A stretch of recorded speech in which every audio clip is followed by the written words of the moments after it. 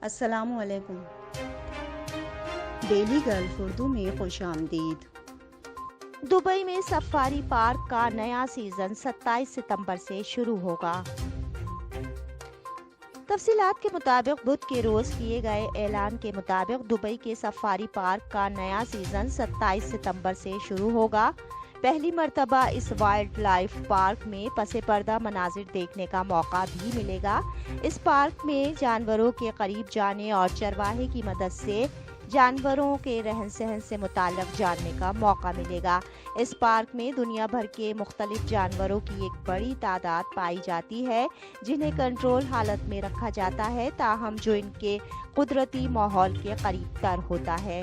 Dubai بلدیہ کے public park اور تفریحی مراکز کے ڈپارٹمنٹ کے ڈائریکٹر احمد الزرونی کا کہنا تھا کہ اس پارک میں دنیا کے بہترین سفاری پارکوں جیسا تجربہ حاصل کیا جا سکتا ہے۔ اس میں سیاح مختلف اقسام کے جانوروں کے آمنے سامنے آ سکتے ہیں اور انہیں قریب سے دیکھ سکتے ہیں۔ مزید برآں سیاح جانوروں کے قدرتی ماحول اور رہن سہن سے متعلق معلومات بھی حاصل کر سکتے ہیں۔